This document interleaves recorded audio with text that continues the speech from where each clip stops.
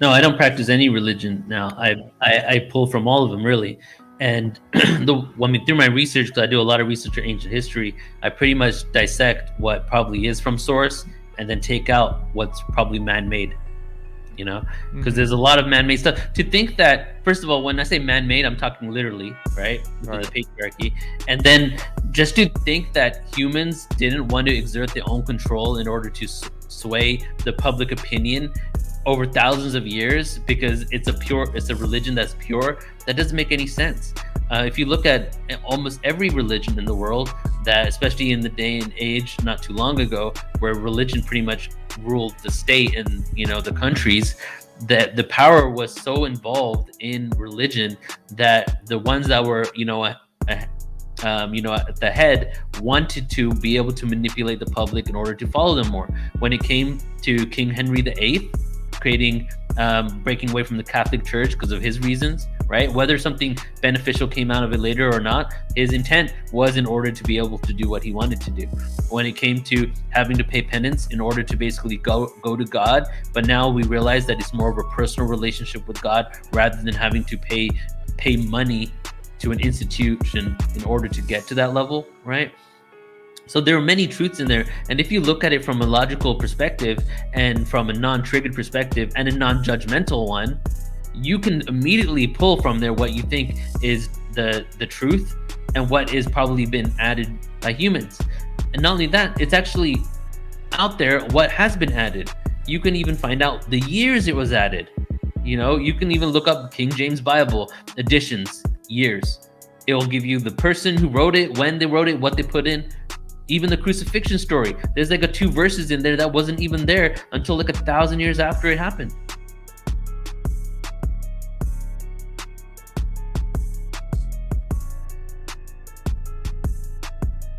Hey yo, welcome to the Godcast. The Lord told me to tell you, wake up, wake up, wake up. You want answers? I think I'm entitled. You want answers? I want the truth! Was there an awakening moment? So this is like an all-encompassing awakening. It's all-encompassing. Every day, as they would creep in, I would just have to stop and catch myself right in those moments and say, God, I trust you.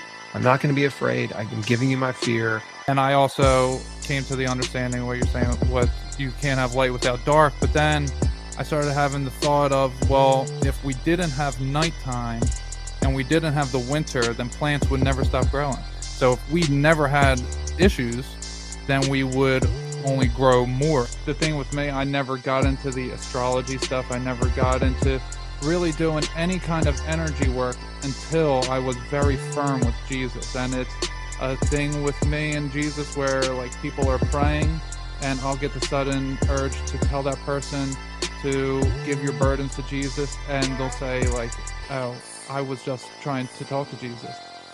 Welcome to Godcast, the Goodness Over Darkness podcast. Here's your host, Emmanuel Kingman. What is going on, everybody? Welcome to Godcast, the Goodness Over Darkness podcast. I'm your host, Emmanuel Kingman, and here with me for the intro and the interview is the wonderful, lovely Mimi. Hello. Hello, my love. So, on today's episode, we had on special guest Neil Gaur, and Neil is host of Portal To Ascension, and wow, did he bring it in this episode. We got a lot of information out of Neil.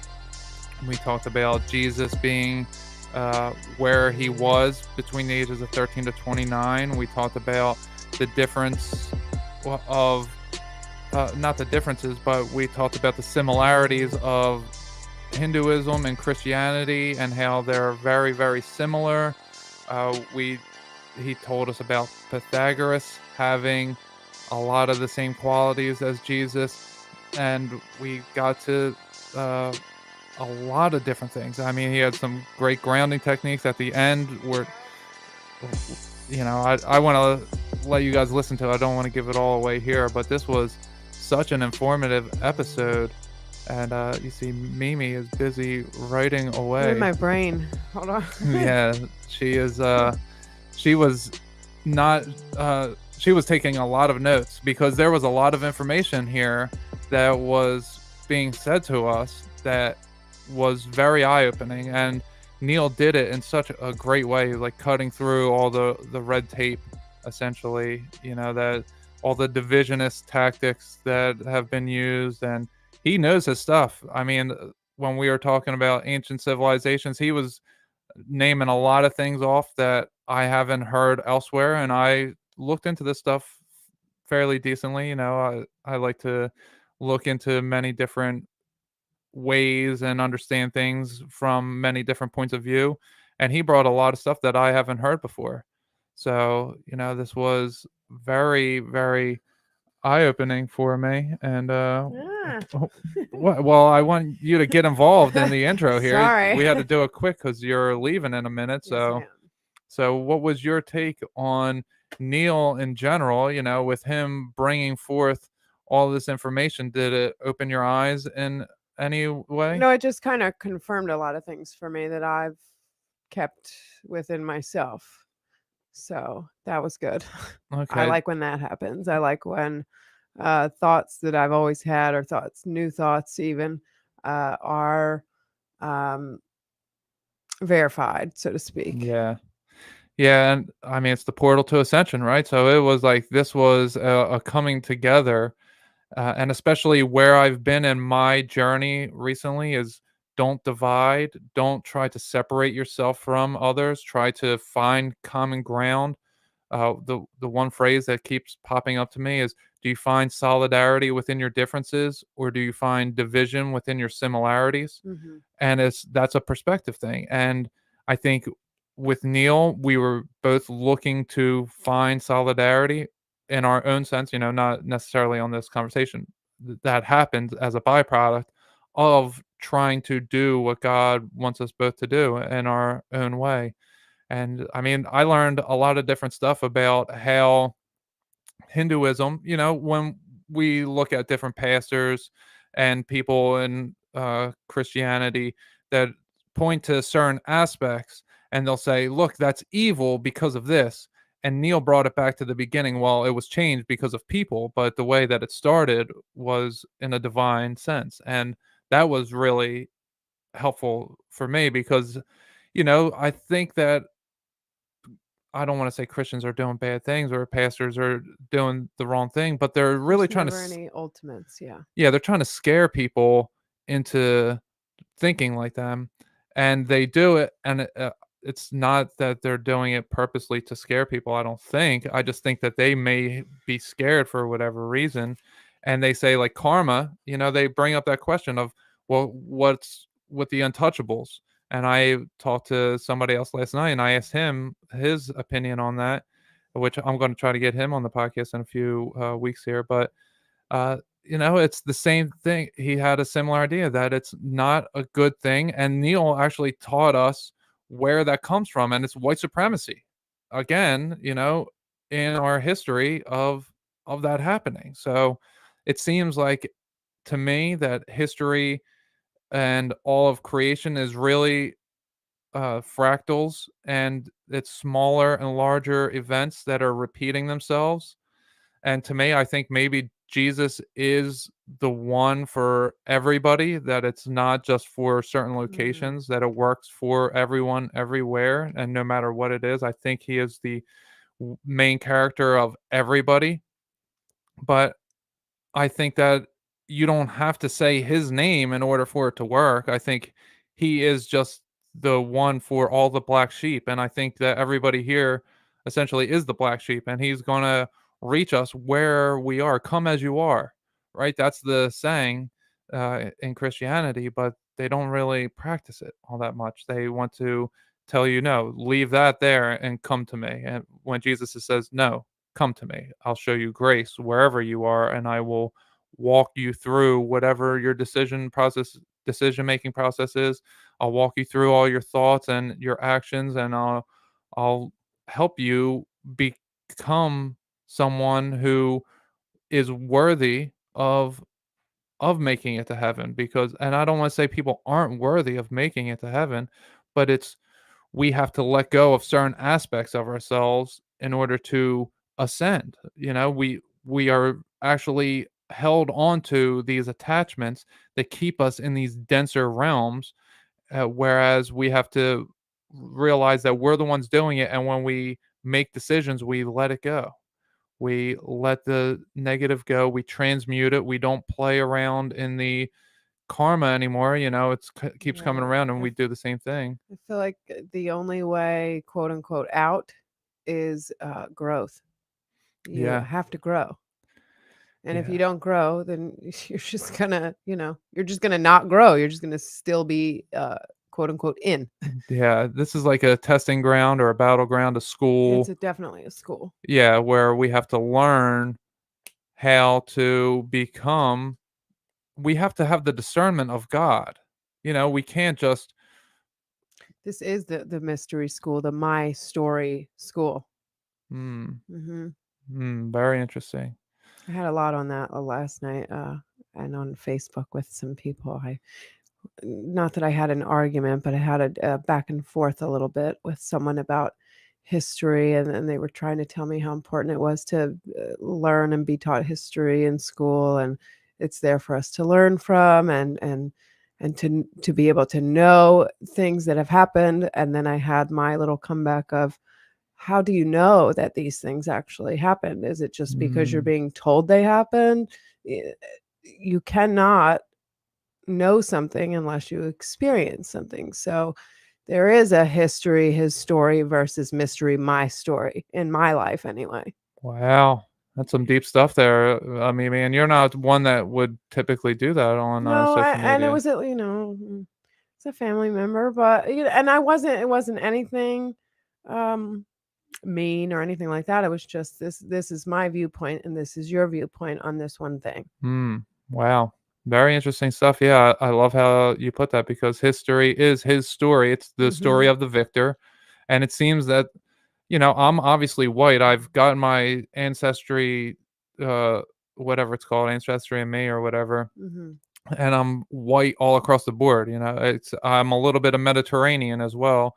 And for some reason, it didn't say that I'm Native American at all, but my father knows that his great grandfather was Native American. So, there's something to that where maybe that doesn't show up for whatever reason. They keep that from us. I'm Yeah, I've part of. never tested mine. I don't think I would want to. Yeah, I was part of a Native American indigenous church that I joined a few years ago, and they told me that yeah, it often happens where people get their DNA taken and that's withheld from them. And it also could have been that was just my mitochondrial DNA, or I don't even know if that's the proper word, but it would be my mother's side is what I got tested instead of my father's side. So I don't know how. I don't know how that all works. Yeah. What the science behind testing your blood is to figure out where you're from, and Right. that's all all weird. a mystery to me too. Yes, but anyway, I say that because it's white people that have been doing the stuff that isn't up to snuff, so, and I'm all white, so it would be, my history is part of that. So I think I think the fallen angels were white, super white, actually. I think they were like the color marble. And I think that at some point that maybe everything was flash frozen and then, or, was heated up real quick and then frozen real quick. And that the marble statues that we see could be the actual beings. Not all the marble statues, but some of them from Greek could be that they were the actual Greek gods, the fallen angels that were heated up and then frozen, and then they were locked in as rock. And that's why we have the marble is like the most divine uh, rock that you can use now. The whiter it is, it's always that way for some reason. And if we had a voidless or a colorless void, a a black sea, that what would be the opposite of that would be Granite very white. I don't would know. be the opposite of marble, technically.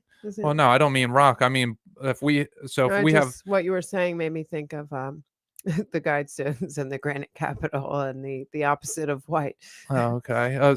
But yeah, so I'm just saying, like a black background, what would you put on that? You would put what would show up, right? So if God created the angels before he created the earth, and it was a void, it was black, then he would create them. They would be the opposite, light, white. right. So they would be very white to us. And Neil in here talks about cream-colored people coming from North Russia, where St. Petersburg. That was interesting. Yeah, St. Peter's Gate, St. Yes. Petersburg coming down, and they started mixing with the darker colored people, and that's where the untouchables came from, a white supremacist type of thing. There's an interesting fallen angels take for me.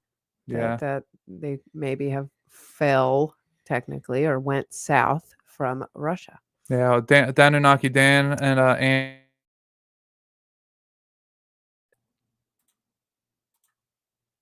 Anunnaki Dan and Andy Rouse talk about that in the Box Saga often. I don't know why my mic keeps being muted by StreamYard here and switching where my mic is. I don't know Depends what's on happening. what we're on to when we're speaking, I guess. Yeah, I'm not sure. It's been happening a lot lately, so it's just a pain. It happened a few times during the episode as well. So I'm not going to be able to edit it out because I didn't write down the times, but you guys will hear it. It's only a few seconds of silence. So anyway, I think that'll do it for this intro. Make sure you check out all of Neil's stuff on YouTube, Portal to Ascension. I'll have the link in the description. I really want you guys to go over there and check out all his stuff because he does a lot of great work. Every day he's putting something out now. He said, for a while now he's been doing that. So I really want you guys to check that out.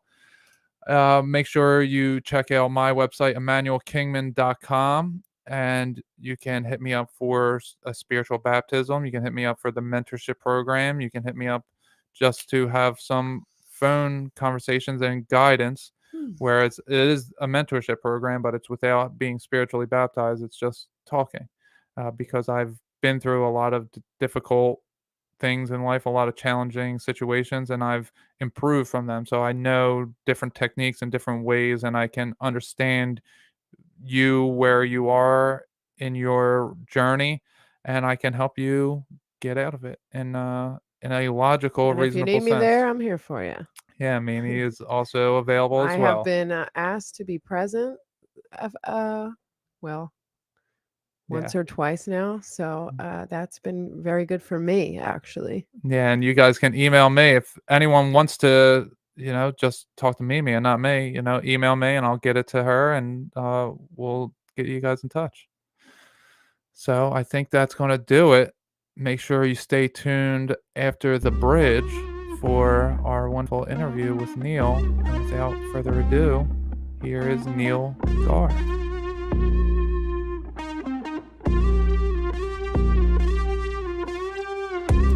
Welcome to the Godcast. Cross up on my back, I'm slaying demons. It don't matter what you call that. Searching for the truth, facts are facts until they fall flat. It's looking like a story, man, it's all cap. But it's goodness over darkness, it ain't all bad. I'm at my maker, but I was called back. Emmanuel, show my people they're under a spell. Heaven or hell is free will. I made my choice and now it's well with my soul. I pray the same for you as well.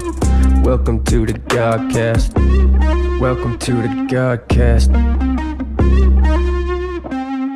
Hello, everybody. On today's episode, I have on a guest who has deeply researched religion, spirituality, and conspiracies for several decades. He is a rapper, a YouTube podcast host, and also has a platform that is helping reach the masses. He is host of the Portal to Ascension. Everybody welcome Neil Gaur to the show. Thank you so much for having me, guys. Thank you. So good to be with you.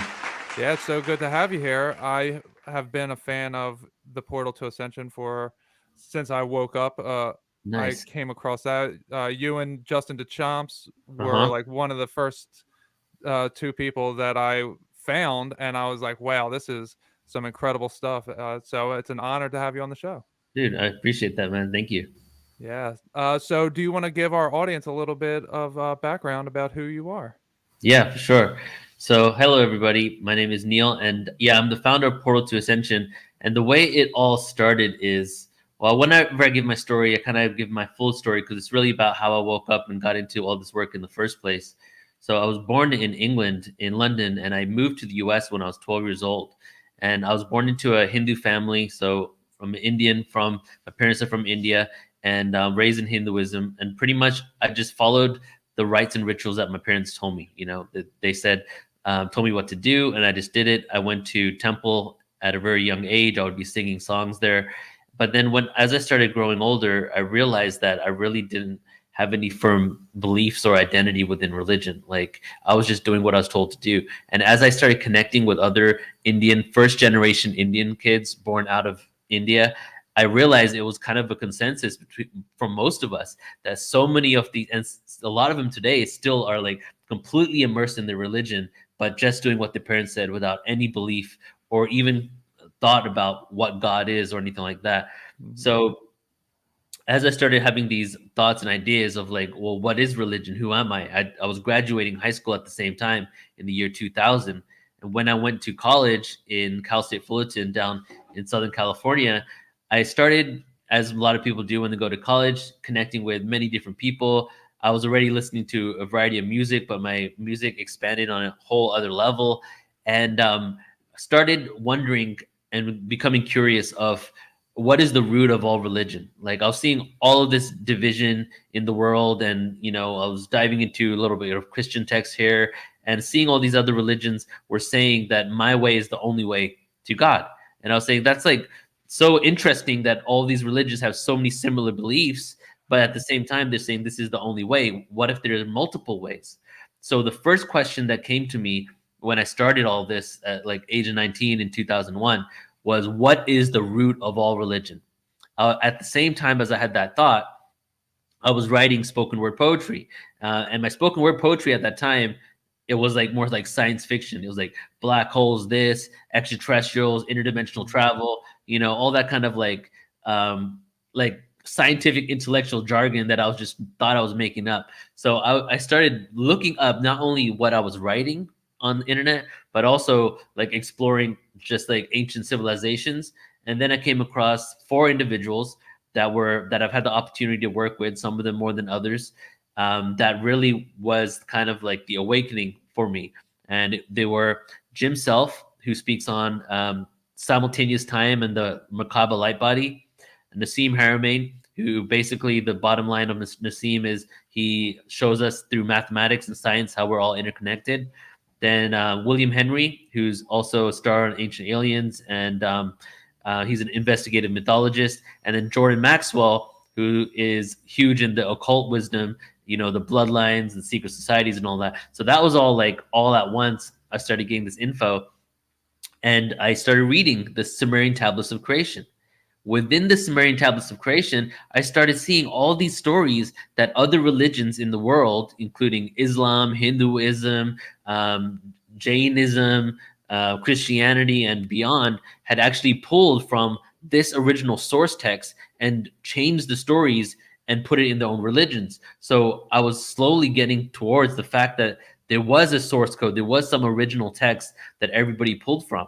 But the smoking gun was that the text that they pulled from also spoke about another planet in our solar system, and that there were extraterrestrials that had visited our planet for quite some time. And a lot of the stories that were taken into other ancient texts, let's just talk about, for example, the Noah story, which comes from the Epic of Gilgamesh, which is the ancient Sumerian scripture. Basically, Gilgamesh was a hybrid extraterrestrial giant that lived on Earth. And Noah's story is the exact same story, but just taken out the ET component of it all. So to me, at this point, it became, well, either you can say all religion in the world is complete BS because it's all coming from this ancient text and they're just changing it up themselves, or maybe there is some sort of cosmic connection to our origins.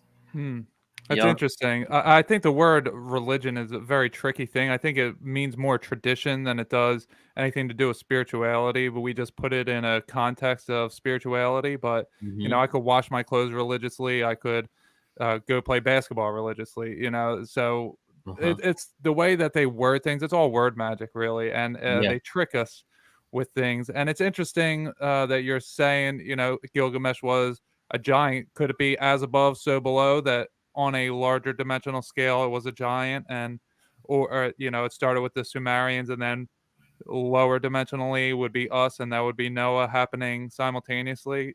I always think of those types of things, especially when we talk giants and the size of things. I think everything has gotten smaller for some reason.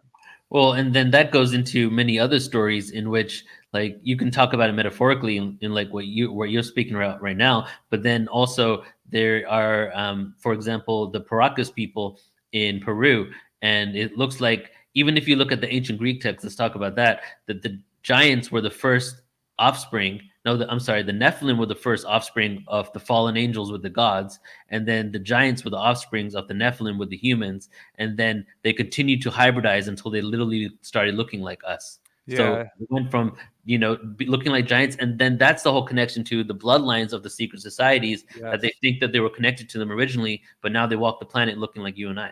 Yeah, and I have also come across this, and I get, quote unquote, downloads and meditations and all, and that's what I really got, is that the people who run this realm are the relatives of the Nephilim, of the Yeah. giants, and they couldn't procreate together, so they had to keep hybridizing with humans in order to, and they would get them smaller and smaller, but that's the only way they could reproduce, and why they would have different families that they reproduce with, like famously, I think it's the Goldsmiths and the Mhm. Rothschilds. They always procreate together, and why that would be, is because they couldn't keep the family line going if they didn't do that.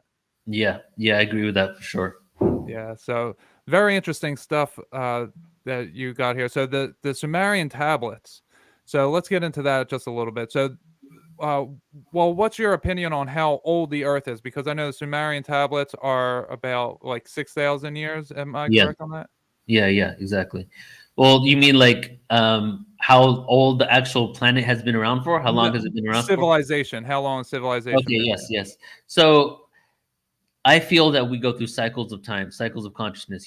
Time is not linear, and linearity is just a construct between the fact that we exist in certain place in relation to our sun, right? So if you even step outside of our planet in a spaceship, and you're now like maybe like a few inches closer to the sun than you were before, now you have your own concept of linear time. Literally, just because of the fact that we are where we are, linear time is what it is. But then in other dimensions, right, as we go higher in dimensions, time becomes more secular until we get to the point that all things exist at once. So ultimately, I feel that everything exists at the exact same moment. However, we exist within a third dimension, which is one dimension of space, two dimensions of time, and the two dimensions of time is beginning and end. And as Very we ascend, we go into, actually, I'm sorry, we're in the fourth dimension, because the fourth dimension, let me just take a step back here. 4 dimensions: length, width, and height. The fourth dimension is us being lodged within those 3 dimensions, right? So it's 2 dimensions of space, 2 dimensions of time, beginning and end. As we go to the 5th dimension, we're adding another point of time, beginning, middle, and end. Now we have a triangle, integration point. When we're in this reality, we have the duality, because we have the 2 polar opposites. So that's the whole concept of, the secular time component. So now getting back to what you said. So we have the linear time that we see and that we observe because we're within this construct of these dimensions.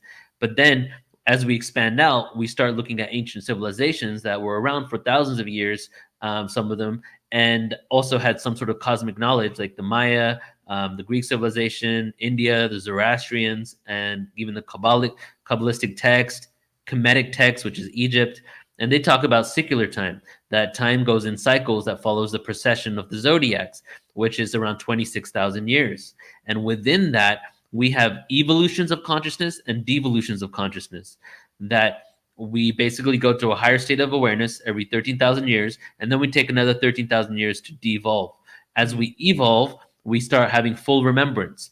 Our bodies start operating on a whole other level. Parts of our brains that are dormant start activating. Our DNA strands, activate as well. There's a whole science behind that and evidence now about the multiple DNA strands that we do have. And but then as we devolve, those elements start, going offline. And the reason why they go offline is because we're in such a dense reality that the frequencies do not support that activation. So that goes hand in hand with not only us going up, in consciousness again, but also the position of our solar system within our galaxy also is really important, because I'm actually doing a presentation this weekend on this, showing the dynamics of the way our solar system rotates around our galaxy and the different places it goes. There's all types of various forms of cosmic radiation that bombards our planets in certain intervals, almost like in patterns, as we move around our galaxy. And the theory is that some of that cosmic radiation, as well as what's going on Earth here, actually supports us in remembering and having, activation of consciousness. So now to get back to the original question, which is, how old is civilization? I know I feel there's enough evidence out to show that we've had advanced societies here on Earth for at least the last 26,000 years. Okay, but they say great civilizations only really appeared around 8,000 years ago, and it looks like there are cataclysms that occur every now and then, almost as if a pattern. Sometimes it's every 6,000 years, but it seems every 13,000 years there's been something that happens on the Earth that almost resets and restarts a whole new civilization. And this isn't even fringe science. This is conventionally accepted, that even if you basically if you dug the same distance under the whole of the planet to go back around 13,000 years ago, there's this whole layer of solidified volcanic ash that basically shows that there was probably an asteroid that hit the planet around 13,000 years ago in the Younger Dryas, resetting civilization. Okay, so, and even though that happened, we are still finding evidence of structures that date back that far ago, right? That goes way beyond ancient Sumer, even though there was some sort of cataclysm. So my question is that if there was a great civilization 13,000 years before that, 26,000 years before that, and we're barely able to find and discover the evidence of the one that existed 13,000 years ago, right? That chances are there were other great civilizations that we've been going through this cycle for many, many times, but who knows what kind of cataclysms occurred and how it got buried, if everything was wiped from the planet. There's all types of prophecies that the planet was scorched with fire. So I think it goes back way, way farther. We're only starting to discover it now.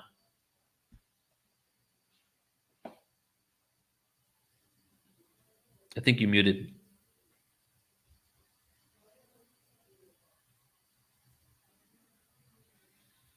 I don't know why my microphone just switched on me. I'm sorry about that. But yeah, I think time is also cyclical, that it's not just linear, that there are different cycles that are going on over and over.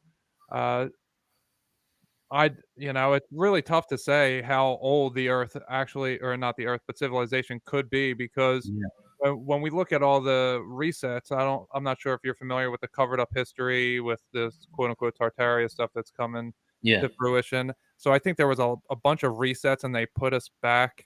So I think that happened many times. Now that really throws things off, because we could do archaeological digs that say 5 resets happened and they were each 200 years. So something could have happened in the quote unquote 1800s, but then archaeology would say it was 1,000 years ago, because it's a weird place where that's all at. And I think everything is just really thrown off, and we can't understand. We don't have the capacity, because everything has been messed with so much. We don't have the capacity to understand how everything actually operates. Yeah, and the thing with archaeological digs and carbon dating is you can only carbon date organic matter, right? Mm-hmm. So if they're finding stone structures, you can pretty much say whatever about those. And if you find stone structures that are really, really old, and then you find a piece of papyrus in there, or a piece of a shipwreck that's wood, you can just say, oh, well, it's as old as this piece of thing that we found in there, but that doesn't mean that was the original person that was in there. Mm-hmm. And a great example is Egypt. Some people think that the Sphinx, for example, well, it's actually pretty much a given now through geological studies, and Robert Schoch, who we work with, came out with all of this, that the Sphinx is definitely at least 13,000 years old, which is around 11,000 BC. However, the main piece of evidence that we're looking at is the fact that the Sphinx was facing the constellation of Leo when Leo was the predominant, zodiac in the night sky. So Leo was actually also in the same exact position 26,000 years before 13,000 years ago. Right. So which makes some people think, like Billy Carson, he believes it's 36,000 years old, even older than that. So it's all really speculation at this point. Maybe one day we'll get some evidence that comes out, but it definitely goes back way further than we've been told. Yeah, and I recently just saw, I don't know if it was a meme or something I came across that said, what if it's actually not supposed to be a lion, but it's actually the face of a man like Aquarius and the body of a lion like Leo, and it's just saying every 13,000 years, because on the astrological signs you have Leo on one side, Aquarius on the other, so it would always be that alternating thing, which is interesting. Which then maybe it doesn't go back 36,000 years, maybe it's only the 26,000 years. So it's a lot of interesting stuff that has been happening on this planet. So I wanted to get into a little bit of Jesus not in the Bible. His age 13 to 29, it's not in there, and people like to make assumptions as to what he was doing. As far as Christianity, they really try to ignore that part for whatever reason. For me, I'm a truth seeker. I really want to understand what was going on. I think that the Bible is a very special book, and it's numerology, it's literal, it's astrology, it's anatomical, it's so many different things all happening at once. If you change the spacing of the letters in Hebrew, then you can make whole new sentences that make it a completely different thing at times. So I really want to ask you, because I know that you've done all this type of research, what is going on with Jesus from the ages of 13 to 29? Well, first, there's a few different, people that have come out with information on this, one of which you might have heard of, which is the Urantia book. Have you heard of this book? Yes, I actually have that. And Justin Deschamps is the one that recommended it. Yeah. He's big into it too. So that's pretty mind-blowing, right? That basically he spent some time in India, and he was a teacher to a child there, and probably spent some time with Buddhist monks as well. So during his last years, there's actually a book that was found in India about his last years as well, separate from the Urantia book. And they even had a name for him over there. So to me, it's pretty much a given that he had explored the world, maybe not just India, but if he was an enlightened being like, we believe him to be, to feel that he would just stay in one area and not want to explore the world and get, and not only teach the world his message, but also learn from the experiences that people are having, would kind of be ignorant. Why would he just want to basically stay in that one area when he has the opportunity to explore? Plus, the Silk Road in his day and age was actually in its heyday, right? So the connection from where he was to India wasn't a hard thing to basically do. Many, many people did it. Sages, prophets, there was a huge sharing of wisdom there. Even ancient Indian practices, for example, the rosary bead actually comes from the mala bead.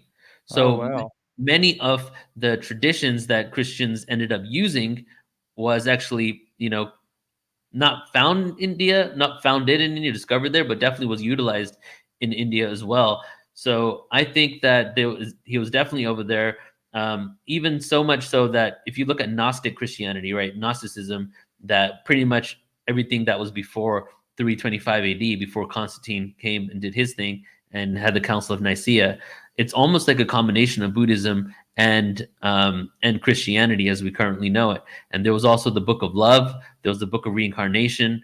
His resurrection represented the reincarnated and the infinite soul. So many of these elements were then taken out from Constantine. So to me, there's more evidence to suggest that he definitely had connection to this other religion. That was one of the first things that really stood out to me too when I was waking up, is realizing the similarities from Christianity and to Hinduism, because I was born and raised in England, and I celebrated Christmas, and I had a belief in Jesus, but not religious belief, just knew he existed. I watched The King of Kings growing up as a Hindu kid, and I would watch like Jesus movies during Christmas and all that, and it was just common for me. But then if you look at but would a Christian do that for Hinduism? And the main reason they would not do that is because Christianity says that fundamental Christianity, that Jesus is the only way to be saved. Whereas Hinduism says in their Rig Veda, there are many pathways to the same destination. And that's a direct quote for why there are so many different spiritual traditions on the planet. Different traditions need to come from different people. Plus, the reason why many Hindus accept Christ as existing is because he's spoken about in their text as a prophet that was going to basically come down to earth again. Some Christians, fight against Hinduism and religions that came out of India because they think that they're monotheistic, and then monotheism has nothing to do with pagan religions. But what they don't realize is monotheism actually came from pagan religions, and there's a lot of similarities within those. That Hindu people would not even consider themselves pagan, because most Hindus, if they know the actual scriptures, would tell you that it's a monotheistic religion. There's only one God, and it's Brahman. Brahman is the universal consciousness of all that is. And then every other being is one of two things: a literal extraterrestrial fragmentation of source, or a metaphoric personification of that one being. That's their true original text from the Vedic knowledge. But then what happened over this devolution of consciousness, because Hinduism was around for like thousands of years, so as it devolved, it became very ritualistic. And as it became ritualistic, they started making and personifying all these beings as individual entities rather than what they really represented. So that was kind of the separation from it all. I feel that Buddha and also Jesus went and dissected the truths from it all and tried to resurrect the original information, which was, the basic messages. We're all interconnected. We're all one. And the number one message of all that definitely is in the East: the kingdom of heaven is within you, Very interesting stuff. Yeah. So when I look at what was going on before Jesus was here, there was obviously something happening. And I don't think that everybody was just earthbound when they died. I don't think that, because when we say that Jesus created the way, I think he created the way for those who were lost. That was something they could latch onto. That he said, "I'm here for the sinners. I'm not here for the righteous. I'm here for those who are lost." And I think that there's a whole lot of different things that were going on. And like you said, with personifying things, I think that's what really has happened in Catholicism in a major way, in that these angels and saints that they're praying to, it's essentially the same idea.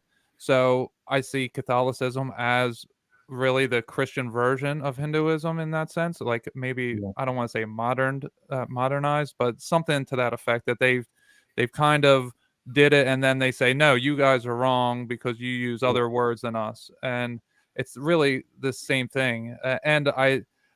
So I do have a question. I thought Vishnu was the creator god. I thought Krishna was the son of Vishnu. So obviously I'm wrong on that. Could you inform us on that a little bit? Okay, so Brahman is source, all that is, the one God, right? Vishnu, Shiva, and Brahma. Brahman and Brahma are two different people, right? Okay. Vishnu, Shiva, and Brahma are all the Trinity. Here we go again. Now we got the Trinity in Hinduism, okay? The Father, the Son, and the Holy Ghost. Vishnu, Shiva, and Brahma.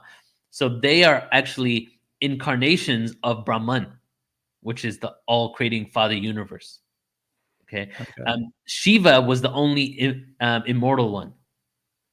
So Vishnu and Brahma were actually able to, they had long lives, but they were able to be killed.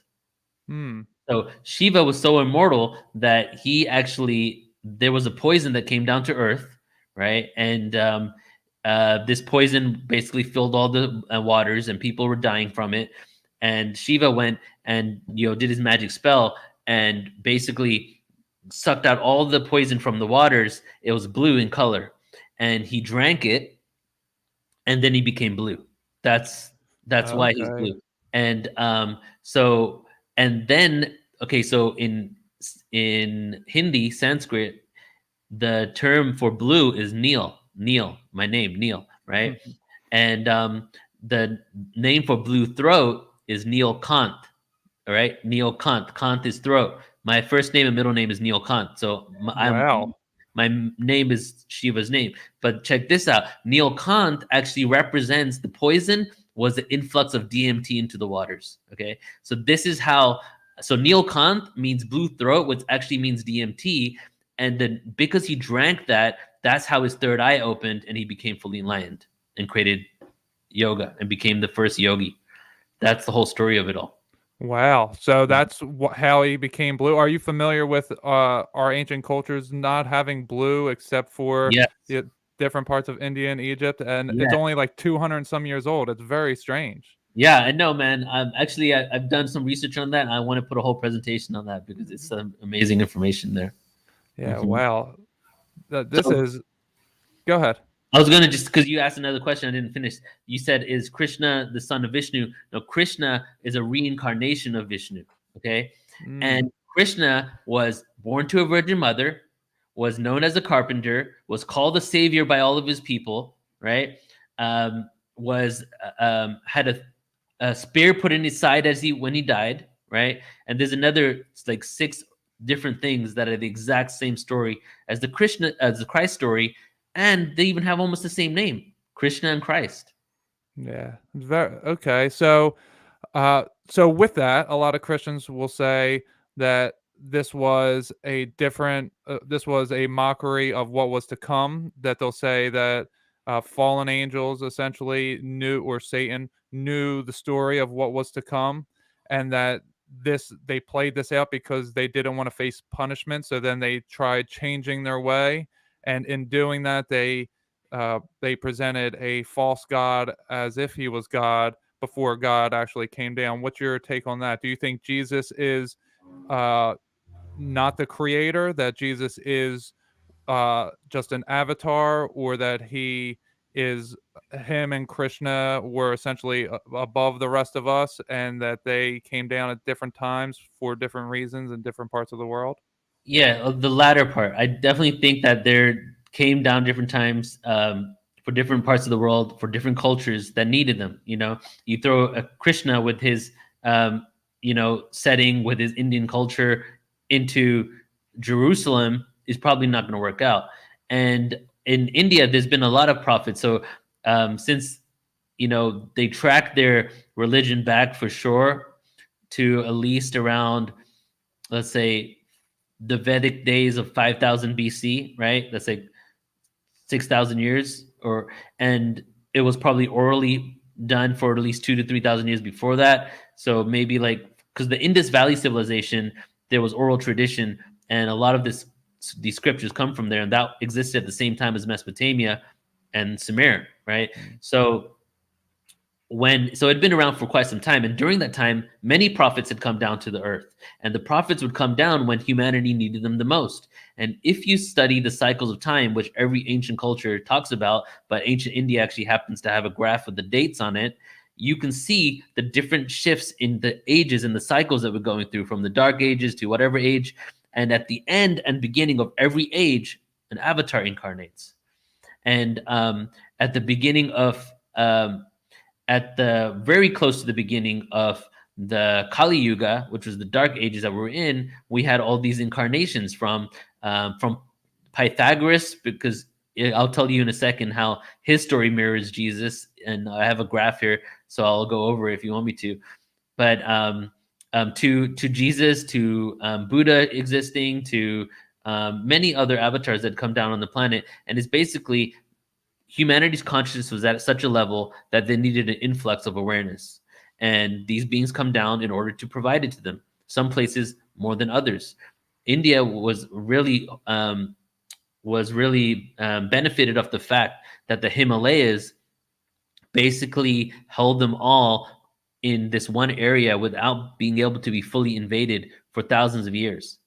And because of that, they were protected from a lot of cycles of time and cataclysms and catastrophes and even invasions until technology increased to a level where they were able to do that. So their spirituality grew, but the spirituality grew so much that it became all these other religions. The amount of religions that came from Vedic text and Hinduism, I mean, probably hundreds. and all these different sects and gurus. You can go to Rishikesh and there'll be like 300 gurus there right now because they're all trying to sell you on their level of awareness.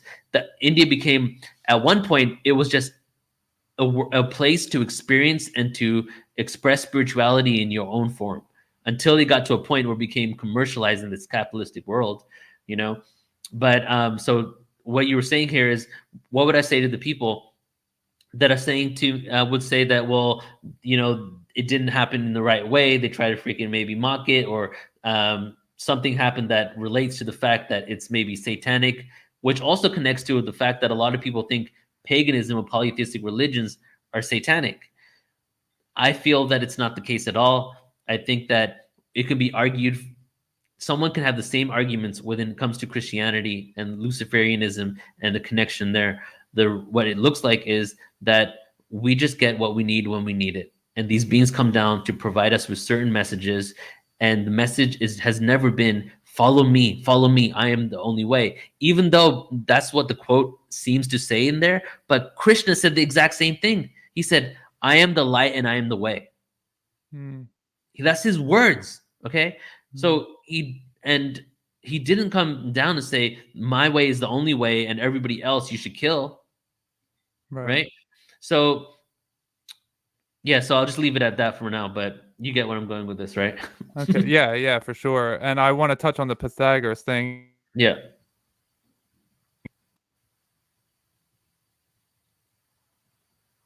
You muted again.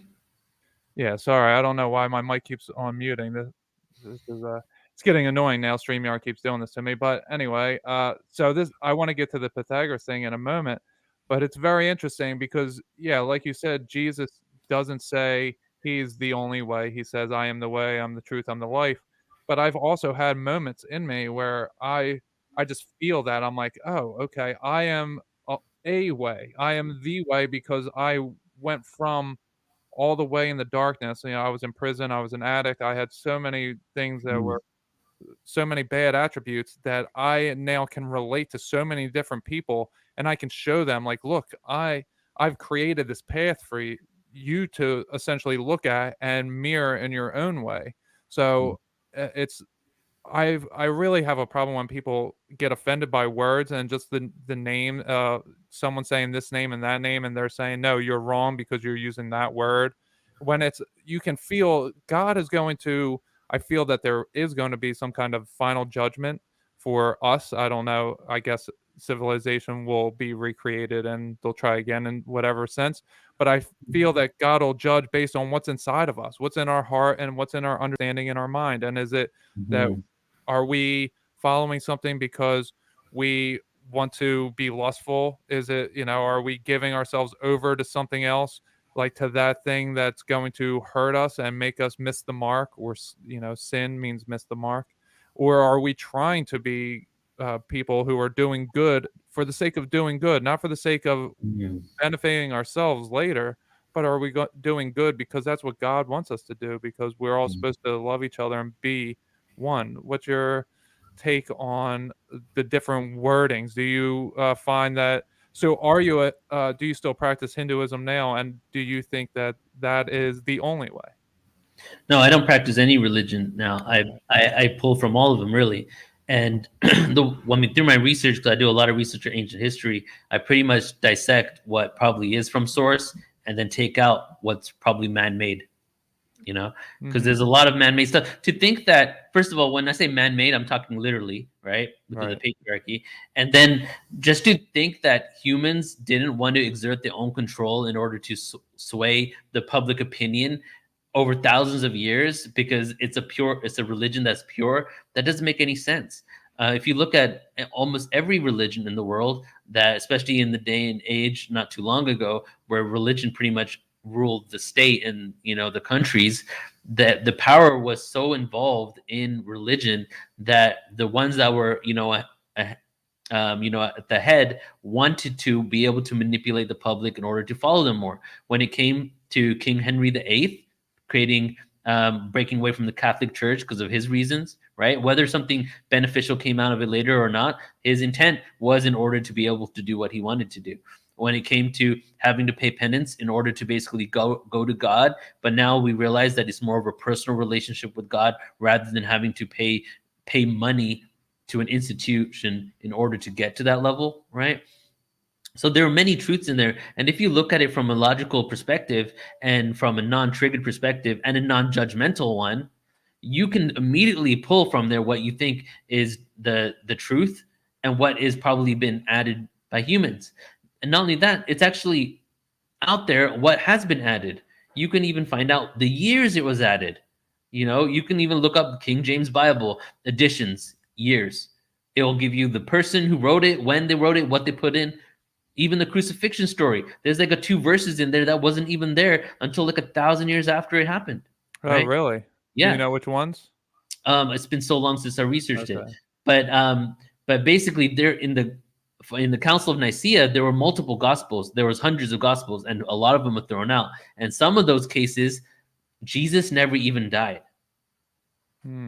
Right? Yeah, that's interesting to me. I've looked at different things. And the way that I don't come from a Christian background. I mean, kind of, but I only knew Sunday school from the ages of 5 to 10. I went some Sundays. I didn't really learn anything.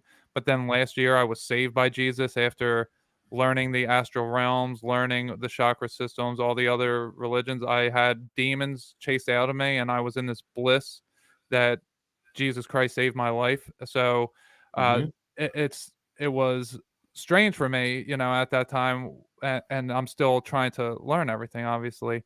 But when I look back at, I learned, like I became psychic, and I learned all these different things, and I think he did die on the cross, but I have come across recently different groups that think he didn't die. But it's very interesting that everybody, all of the cultures, have a different perception of him, but that he was a real person, and that this story did happen the way, roughly the way that it's told in the Bible. Like you said, things have been added on and taken away from, but I do think that he died, but it's because of the resurrection that people see him after, and they're like, oh, well, he didn't die. He was just, they thought he was dead and took him off the cross too soon. Right. The story of Constantine, that he basically made Christianity the number one religion in the whole of the Roman Empire. But there's a lot of evidence to suggest that he didn't even convert into Christianity until right before he died, where he basically was like, well, let me just make sure, just in case. Right. And it's like he wasn't even pure in his intent in why he did what he did. It's because Jesus came to him in a vision, essentially, right? Mm-hmm. Yeah. So when it comes to what you're saying in your story, I don't feel any deity or God or anything is the only way, but it's your way. You know what I mean? So you can have a personal relationship. So I think that's where a lot of people push back when you say that, when I say, or anybody else says that, well, no, maybe Jesus isn't the only way to God. It's almost like a direct offense to them, because that completely obliterates what they feel is the truth and reality. But I say that it doesn't need to mean that, because you can still have it as your way. Maybe it's just not the way for every single person on earth. Right. And there's been people that have said, Christian scholars that have said, well, if you're not aware of Jesus's name, then you're okay. Like if you're on an island somewhere and you've never even heard of Jesus, then it's okay. But then how does that make sense that as soon as I tell someone about it, you just expect them to change that moment? Well, what happened when people didn't? Well, we either killed them or forced them to convert. Is that okay as well? Right. And I think Jesus is the creator, that he came down as, that was his carnation at that time. I think that there was that the creator created many creations that then created creations, and that Jesus is the one that created Adam and Eve, because the creations that were here prior to that were enslaving their creations. And he wanted to free them from that. But the only way he could do that is because of free will, was he created his own creation that would then mix, which is why Eve was purposely made in order to then procreate with the others, so that we would all have a mixture of the iron blood and the copper blood, the two different seeds, if you will. And that he could call back his creation and have everyone rise at the same time, which I think is happening now, that we're all just ascending essentially. And so I think that he came down at that time and was killed by his creation because he was showing these Pharisees that were teaching their own way, that they didn't want to see that Yeah. their people be freed, because that was the whole point of it, was to free the slaves from oppression, which is, it's still happening now. And there's a lot of different things that were happening, and why. But I do have this connection with Jesus, but I think that he is every way. I don't think he's the only. When we say the only way, I Yeah. think that no matter what way you do it, like you were just saying, no matter what name you know it, and Yeah. no matter what way you do, you are going through him. There is only Right, one right. way, and it's to be love, and to love everybody, like, or love thy neighbor as thyself, and love thyself as thy God, or however it's worded. I know I just messed it up, and Christians will be on me for that, but that's really, that's why it's the only way. It's because it's every way. Yeah, I feel you. Yeah, it just goes by many names, Yeah. and that's the reason why within the conscious spiritual community that's not part of organized religion at all, we're still using the term Christ consciousness in order to represent what's going on this planet right now. Yeah. Yeah, Mhm. for sure. And there's so many different cultures and civilizations all over the place, that there's uh, many different ways that people can be reached. For me, I was someone who went to prison. Like I said, I had addictions. I had a lot of mental disorders, anxiety, depression, OCD, those types of things. And I would not have stepped in a church. I wouldn't be Yeah. saved in that way. I wouldn't have gone to a mosque. I wouldn't have gone to a temple of any religion.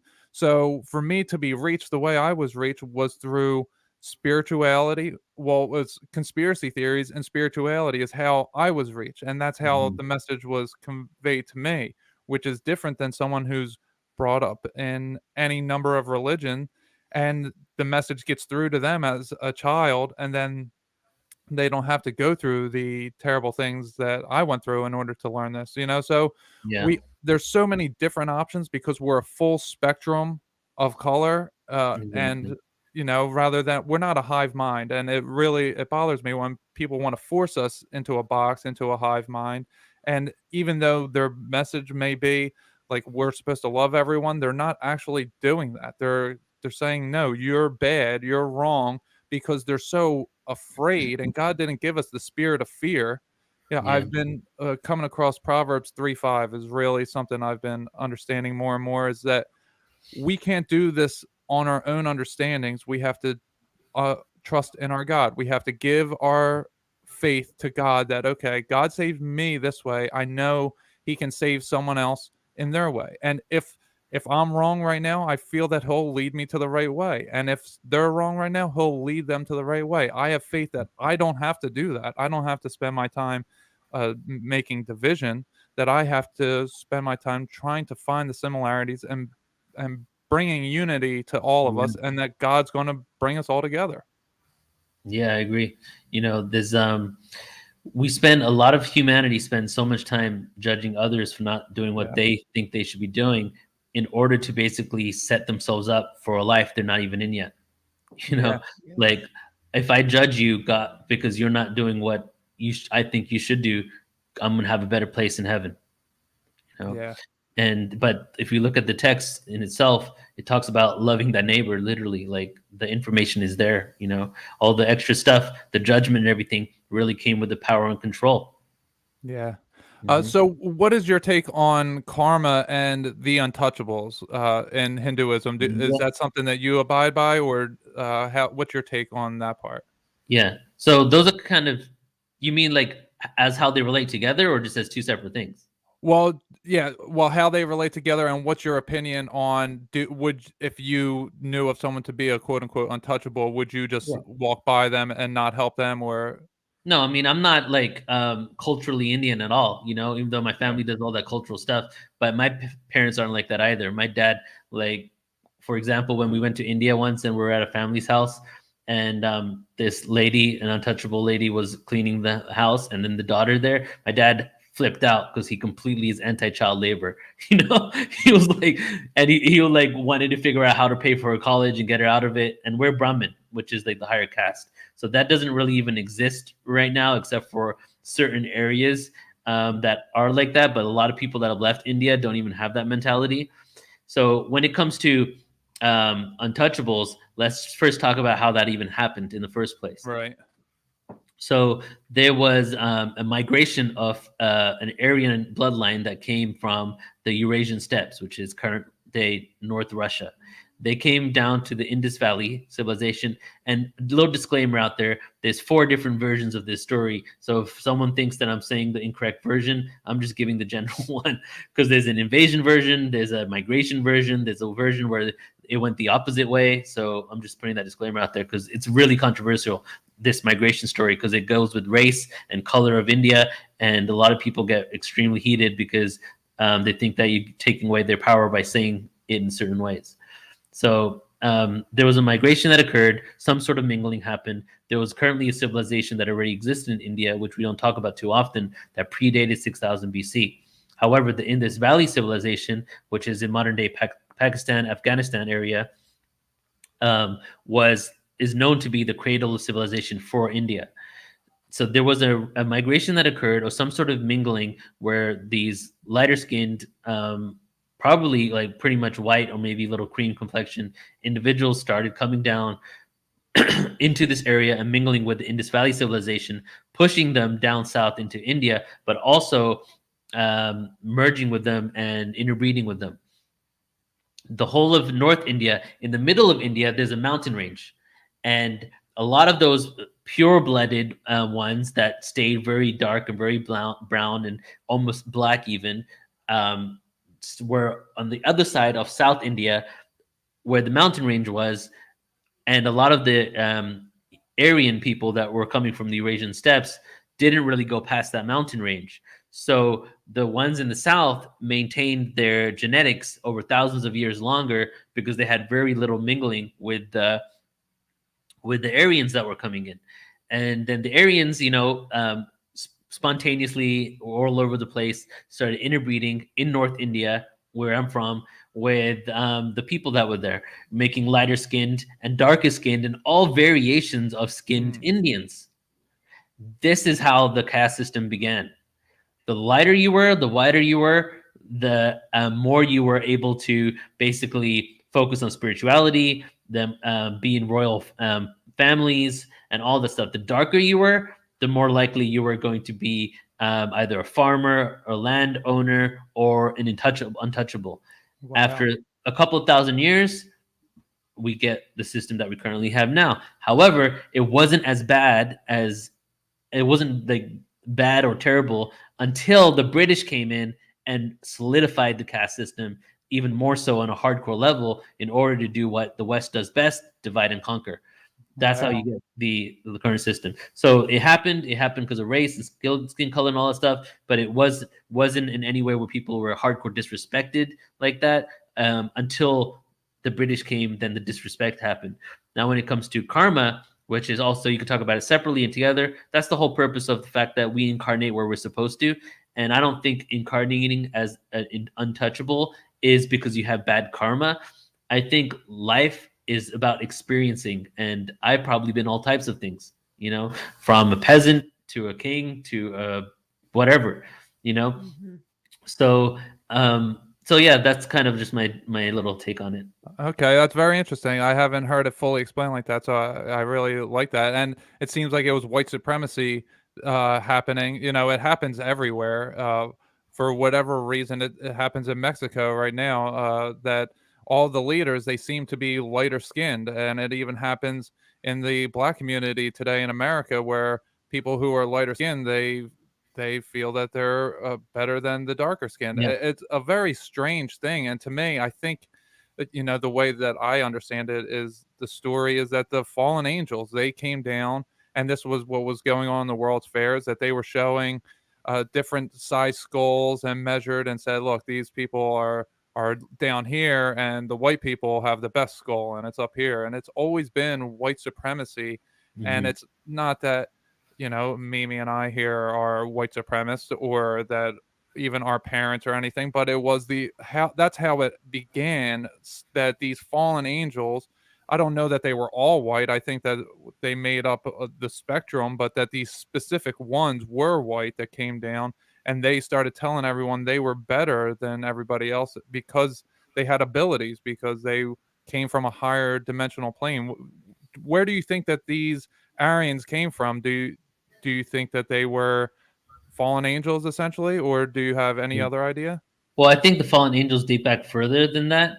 I think these were just basically Proto-European Okay. tribes, and so this is also the Greek. Let's do this. Let's do the Greek and India connection, and then move that into Pythagoras and back to Jesus, All because right, sounds that's good. that's a good route right there.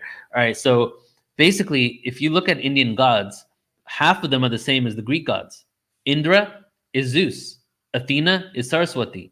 Indra has a lightning bolt, king of gods. Athena, every single thing, even the backstory of Saraswati is the exact same, right? Mm. There's a good amount, tens of gods that are the exact same gods, but just different names.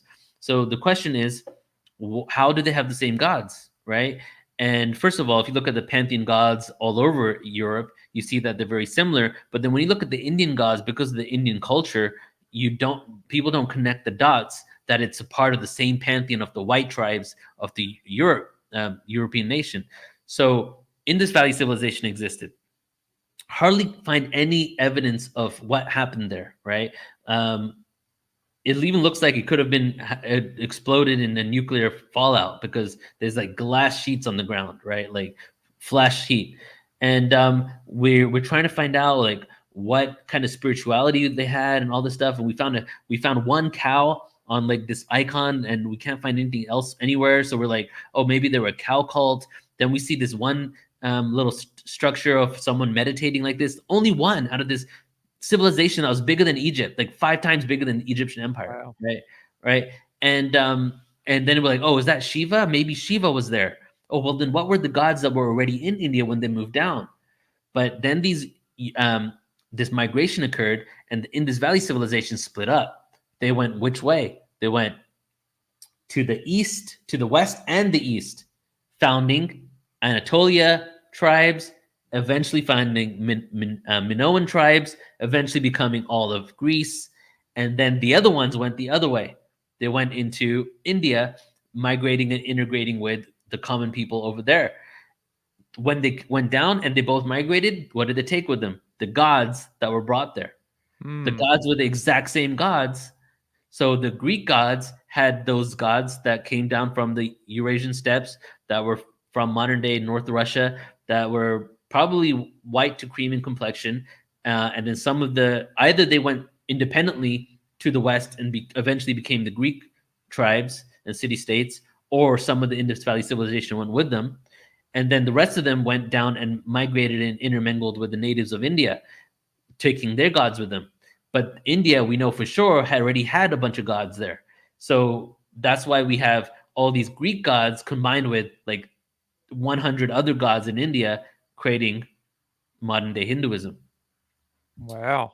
Yeah. So that was the migration routes. And you comment on that, and then we can go back into Greece and Pythagoras a bit. Yeah, that's very interesting. That some people think that the fallen means that it came from the north towards the south, and that's how they quote unquote fell. And St. Petersburg, Russia, could be the gates of St. Peter's, gates to heaven. That's And interesting.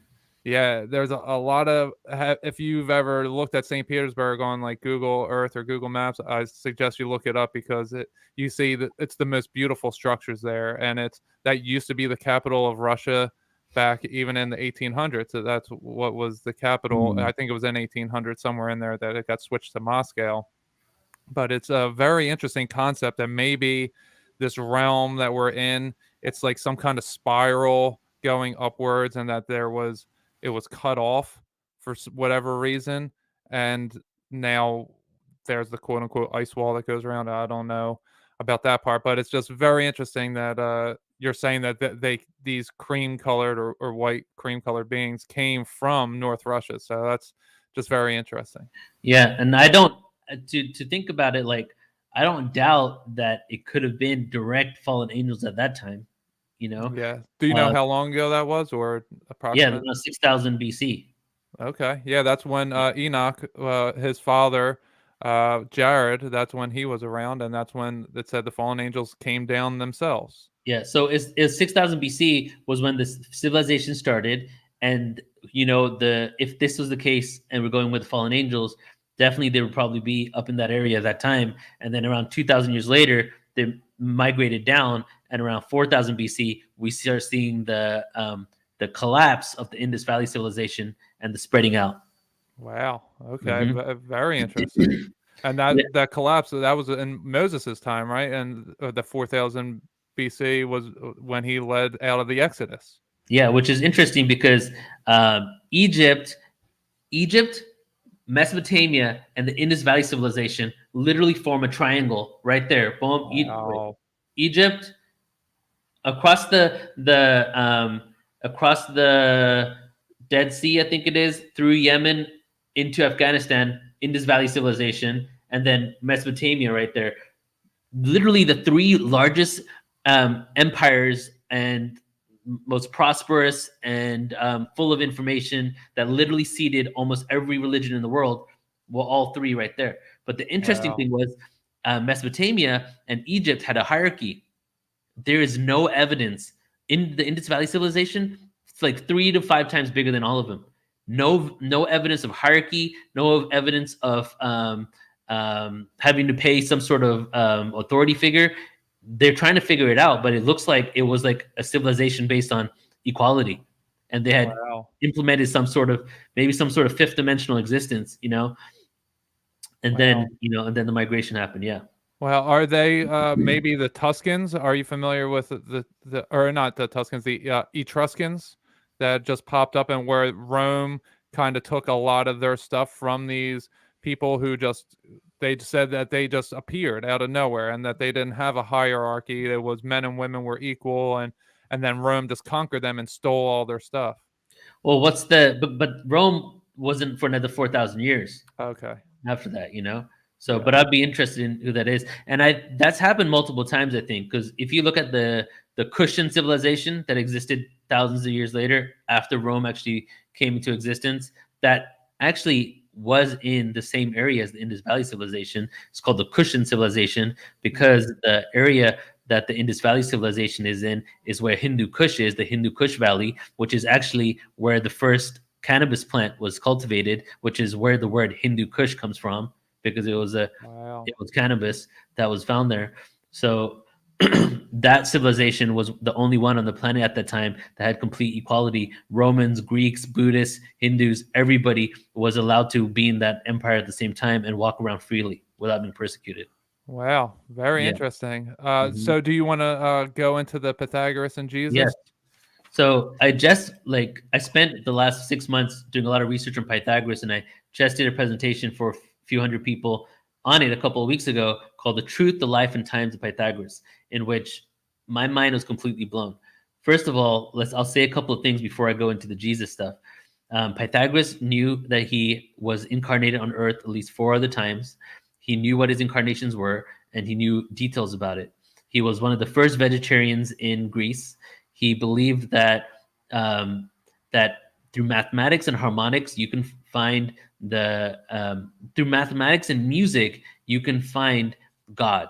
That mathematics and music was God, and God was a harmony that we need to cultivate within us. And through understanding numbers and numerology, and his numerology literally became the numerology in the Bible, right? I have 3 slides on all of the numerology that he came up with that is the biblical numerology. It was also taken by the Masons, the 33 degrees, and all that stuff is all his information. So as I was doing this presentation, I was reading about his life, and I was just like, wait a second, this just sounds too much like Jesus.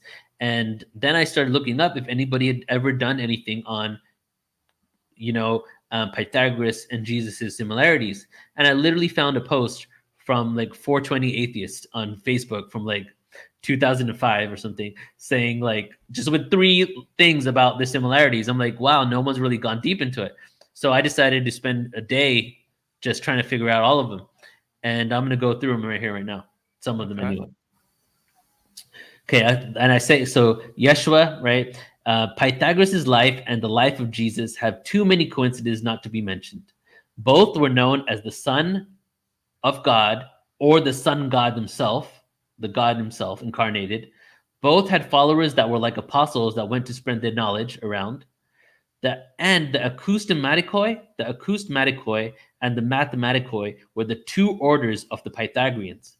The acoustematikoi were the ones that followed the aesthetic lifestyle. The aesthetic lifestyle meaning no sex, no bad thoughts, in meditation all the time, worshiping, spiritual life, and the mathematikoi that were allowed to give them the secrets of what God is through the numerology and through the harmonics that he'd cultivated.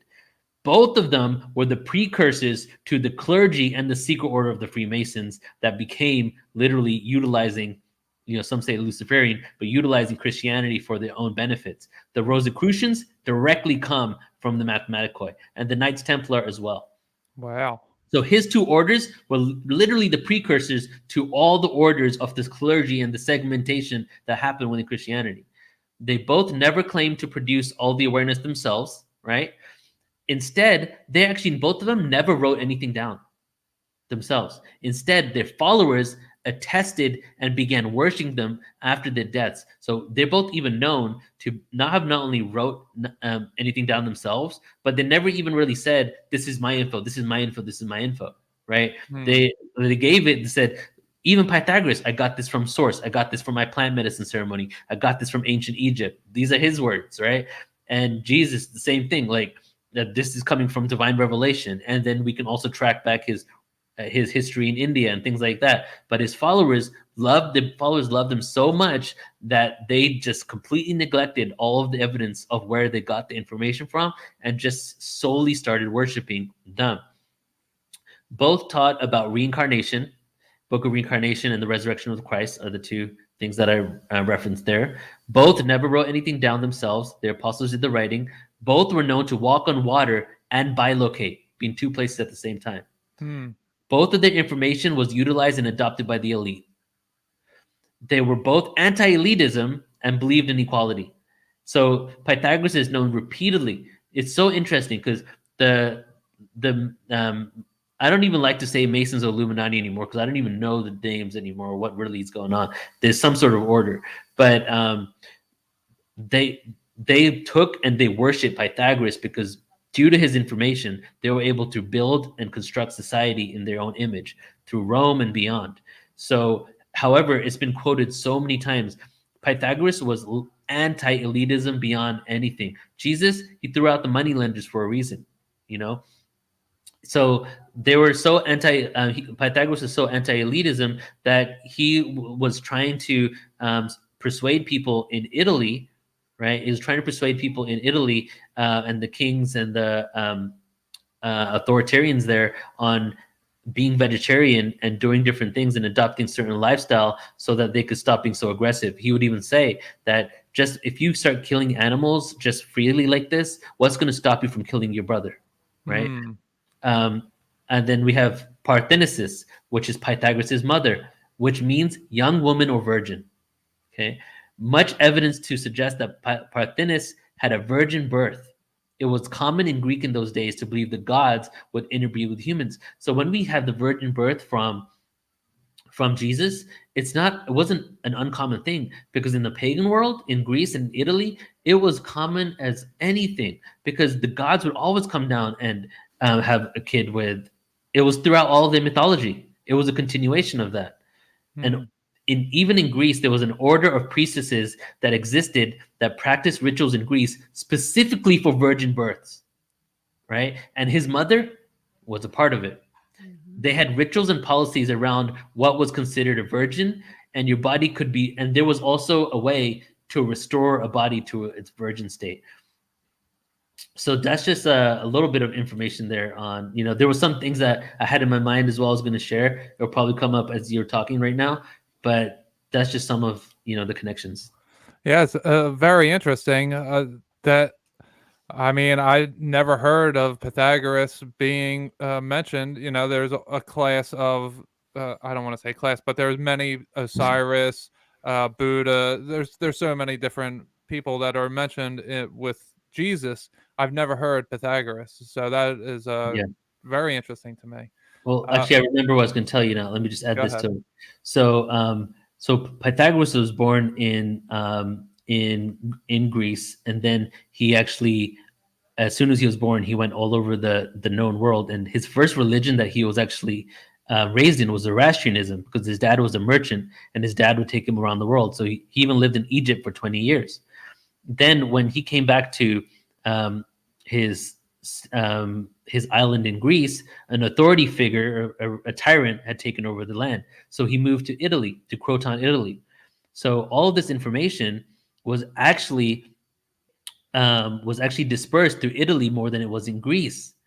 And then a couple of hundred years later, we get the Roman Catholic Church coming about in a country in which all of Pythagoras' views was predominant and almost solely cultivated in the whole area. So on top of everything that I said right there, it makes perfect sense, because his views had permeating the whole of Italy, and the Roman Empire was not only using his information because he literally lived there until his dying breath, but his acousmatikoi and his mathematikoi were the predominant orders within Italy as well, as the Vatican Church was being created.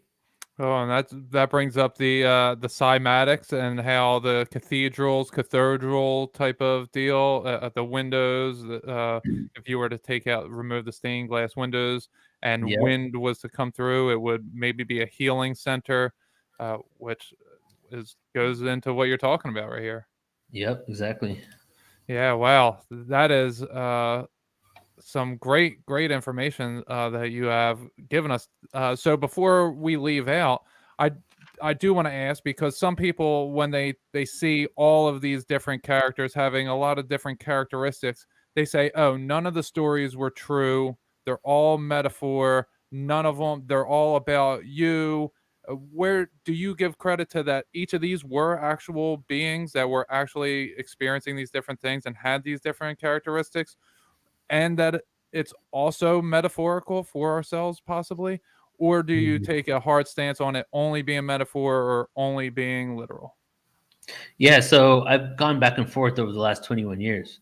I went through 100% not believing that Jesus existed to the opposite of that. And now, yeah, I'm somewhere in between. I honestly feel that they all existed. Okay. Like, I think that right now, just by like checking my ego to the side and tuning into the energy, knowing everything I know and still thinking that it actually happened, because I could have convinced myself that it didn't with all this information. Right. But I do think that a lot of stories were shared, right, and passed along, and a lot of things were added, so we don't have complete clarity of what happened where. But then also, it seems like there is a cosmic recipe, if you will, that keeps happening in a certain way. And maybe that has something to do with bringing in specific avatars, when it comes to virgin births, when it comes to certain types of upbringings and things like that. But yeah, just to get back to it, it's definitely a metaphor, because all of these beings are teaching us how to be like them, Right. how to live like them. And it happened multiple times. Just to say it happened one time for just one group of people wouldn't make any sense. It's definitely happening all the time. And it's probably going to happen in the next few thousand years again, as we're evolving in consciousness. A lot of the information that came out from these beings, it seems that humanity wasn't ready to fully process, but the reason why, I think, because if you look at history, you'll see every 2,000 years, the change of every zodiac, a new religion pops up on the planet. Even when Moses came down from Mount Sinai, was he, I don't think he actually killed those people down there. I think that was human-made stuff. What happened is they were worshiping, because you know how, like, basically he created an earthquake and all that, and was really upset because everybody was still worshiping the old gods, right? Mm-hmm. His followers.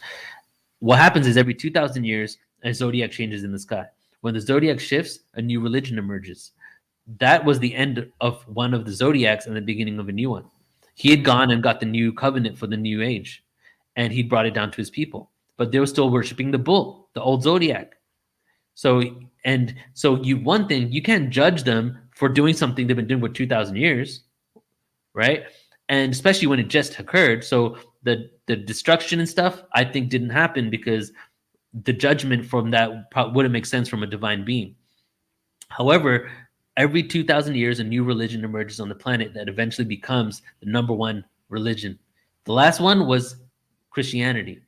And the reason why it was literally the last one before the next evolution, which is the unity consciousness, is because it's really important in our evolution.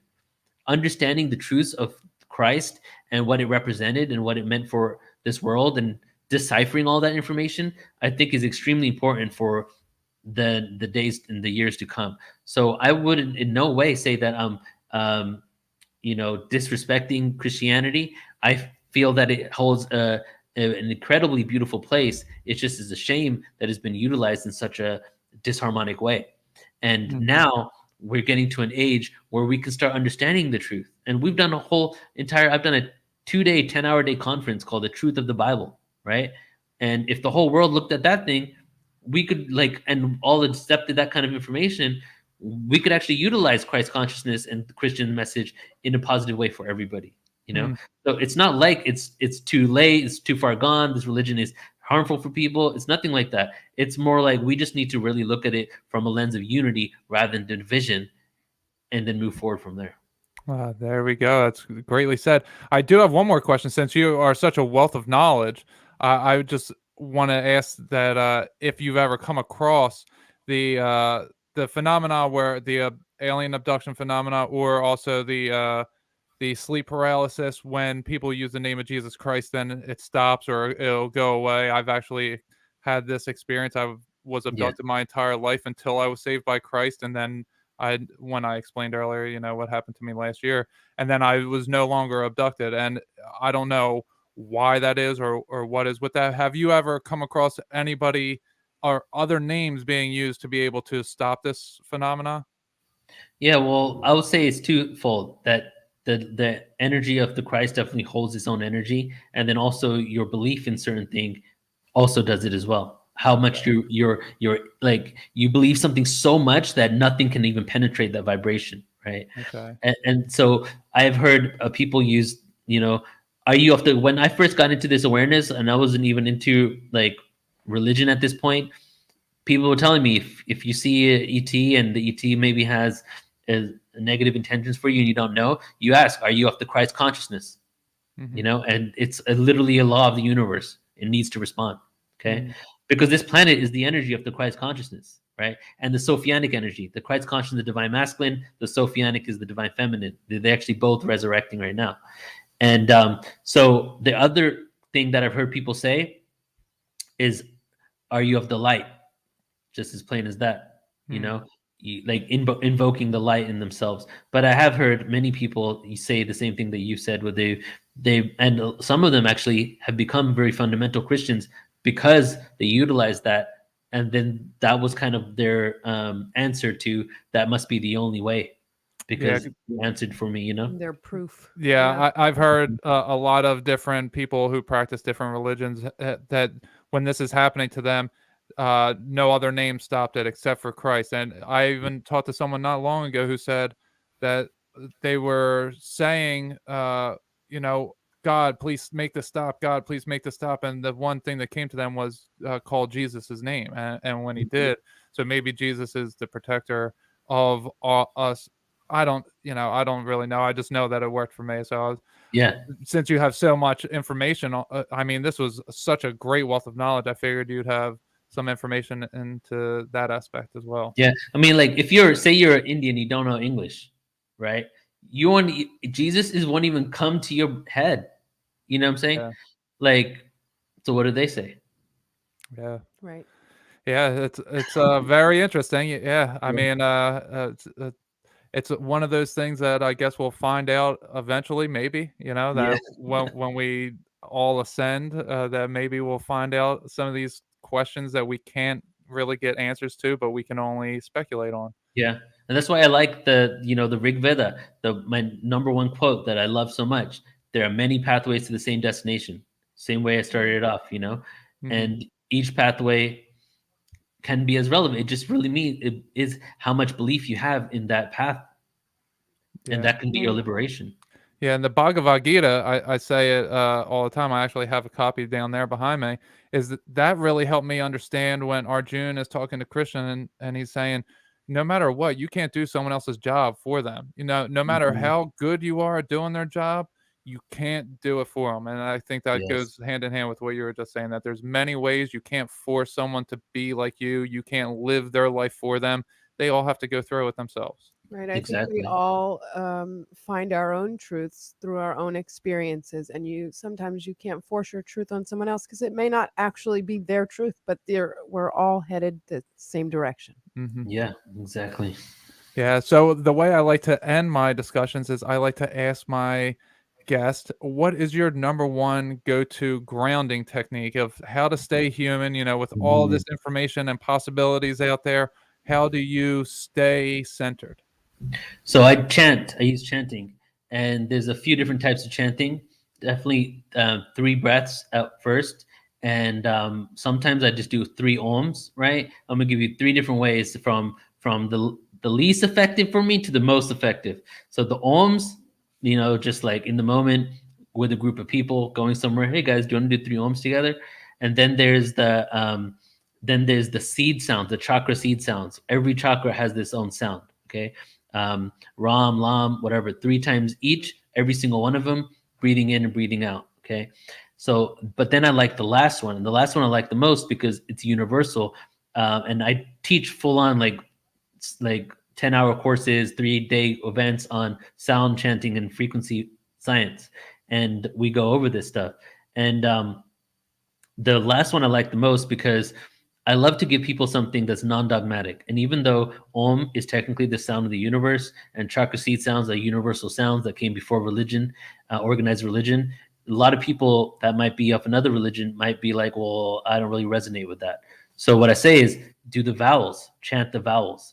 A, E, I, O, U, 3 times each. Full breaths, chant them, because the vowels weren't even implemented into written language, until 2,000 years after we even had language.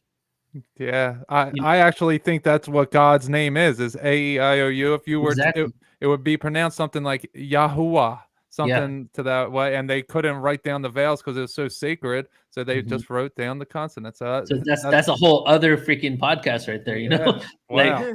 So A-E-I-O-U, like for example, Egypt's ancient name Kemet, it actually wasn't Kemet, it was Kmt, KMT. The E's were added 2,000 years later.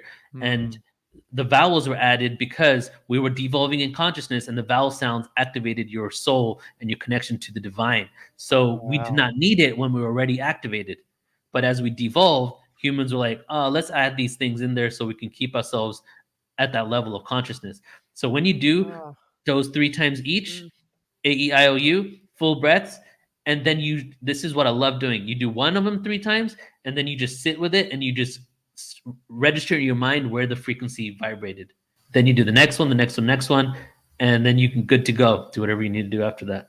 Wow. That is, you have some great information here, Neil. You are very studied. Where can the people find you? Sure. Yeah. You can find me at portaltoascension.org.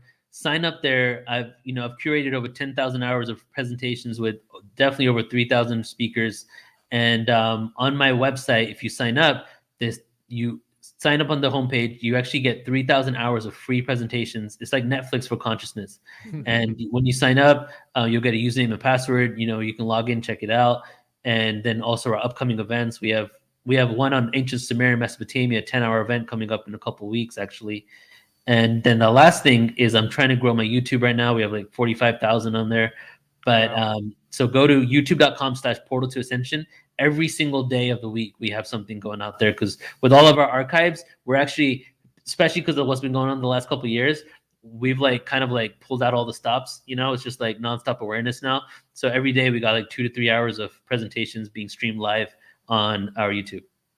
All right, everybody, I really suggest you go check out all that stuff, because like I said in the beginning, Neil was Portal to Ascension was one of those things that I first got linked up with in conjunction with Edge of Wonder. So it was like I had those two great things going on right away, and it really helped me get to understand everything I understand. So I want to thank you so much for coming on, Neil. This was a great conversation. Thank you guys. Appreciate it. Yeah, Thank and you. we'll